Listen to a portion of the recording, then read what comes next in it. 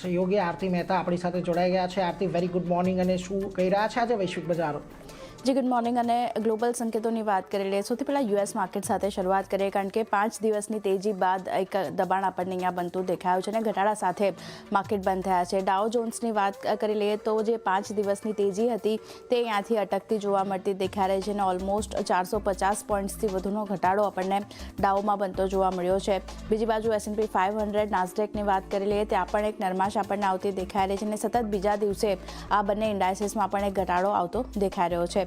કારણો જે મુખ્ય બની રહ્યા છે, એક તો ક્રૂડની કિંમતો જે 5%થી વધુ આપણને વધતી જોવા મળી છે અને ફરી એકવાર બ્રેન્ટ $83 પ્રતિ બેરલની ઉપર પહોંચતું જોવા મળ્યું છે। હવે ક્રૂડ વધ્યું છે એને કારણે યુએસ બોન્ડ યીલ્ડ છે એમાં પણ એક તેજી આપણને આવતી જોવા મળતી દેખાઈ રહી છે અને હવે 10 વર્ષની જે યુએસ બોન્ડ યીલ્ડ છે તે ઓલમોસ્ટ 4.67% પર આપણને પહોંચતી દેખાઈ રહી છે। બીજી બાજુ ડોલર ઇન્ડેક્સની વાત કરી લઈએ, ફરી $100ની ઉપર આપણને આવતો જોવા મળ્યો છે। તો ગ્લોબલ સંકેતો જે રીતે બનતા દેખાય છે, ક્રૂડમાં ફરી એકવાર ઉછાળો, ડોલર ઇન્ડેક્સ ફરી $100 પાર આપણા માર્કેટ માટે નેગેટિવ છે। યુએસ માર્કેટમાં પણ એને લીધે એક દબાણ પણ આવતું દેખાયું હતું। બીજી બાજુ સ્ટ્રેટ ઓફ હોર્મુઝ પર ન્યૂઝ એજન્સીનો રિપોર્ટ આવતો જોવા મળ્યો છે।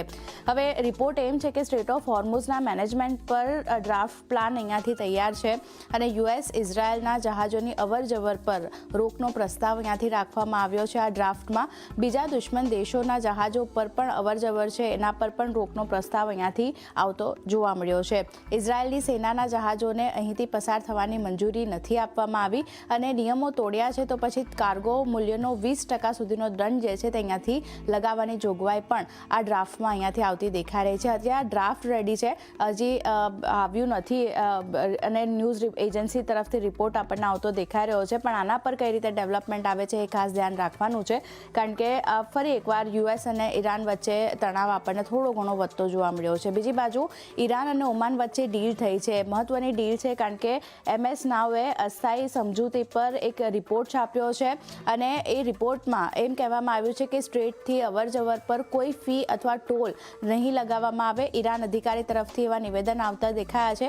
ઈરાન અધિકારીનું એમ પણ કહેવું છે કે આવનારા તમામ જહાજો ઈરાનની જળસીમામાંથી પસાર થતા જોવા મળશે અને બીજી બાજુ જે બહાર જાય છે જહાજો એ ઓમાનની નજીકથી પસાર થતા જોવા મળશે। આ ઈરાન તરફના અધિકારી તરફથી નિવેદન આપણને આવતા દેખાઈ રહ્યા છે અને ઈરાન અને ઓમાન વચ્ચે જે ડીલ થઈ છે એ ડીલનો મુખ્ય ઉદ્દેશ MOU અંગેની વાતચીત ફરી શરૂ કરવાનો અહીંયાથી બનતો દેખાઈ રહ્યો છે આ બંને દેશોમાં, એટલે અહીંયા એક ડેવલપમેન્ટ ખાસ ધ્યાન રાખવાનું છે।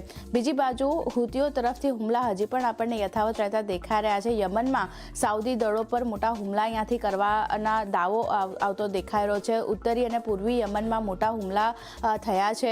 સેના પર ડ્રોન અને મિસાઇલ હુમલો જે છે અહીંયાથી કરવામાં આવ્યો છે હુતીઓ તરફથી અને હુમલા પર એક રિપોર્ટ પણ આપણને એપીનો આવતો જોવા મળ્યો છે અને આ રિપોર્ટ મુજબ ખાસ કરીને જે યમનની સરકાર છે એના સેનામાં ઓછામાં ઓછા 30 સૈનિકો અહીંયાથી હુમલાને લીધે માર્યા ગયા છે। સાઉદી અરેબિયા તરફથી અત્યાર સુધી કોઈ સત્તાવાર નિવેદન આની માટે જાહેર નથી થયું, પણ હુતીઓનો હુમલો જે છે તે ફરી એકવાર આવતો જોવા મળ્યો છે, હજી પણ યથાવત છે તેમના તરફથી હુમલા, એટલે આના પર પણ નજર રાખવાની છે। બીજી બાજુ જે મોસ્ટ ઇમ્પોર્ટન્ટ યુએસમાં વ્યાજદરને લઈને આપણને ચિંતા વધતી દેખાઈ રહી છે। ઘણા બધા જે યુએસ પ્રેસિડેન્ટ છે અલગ અલગ તેમના તરફથી નિવેદન આવ્યા છે। અહીંયાથી મોંઘવારી નિયંત્રિત કરવા માટે વ્યાજદરમાં વધારો કરવો જરૂરી છે એવું કહી રહ્યા છે જેફ શ્મિડ, અને જેફ શ્મિડ જે છે તે કેનાન્સ સિટી ફેડના પ્રેસિડેન્ટ છે। બીજી બાજુ ફેડે અત્યાર સુધીમાં વ્યાજદર વધારી દેવા જોઈએ એવું નીલ કાશકારી જે છે એ અહીંયાથી કહી રહ્યા છે અને નીલ કાશકારી જે છે તે મિનિયાપોલિસ ફેડના પ્રેસિડેન્ટ છે।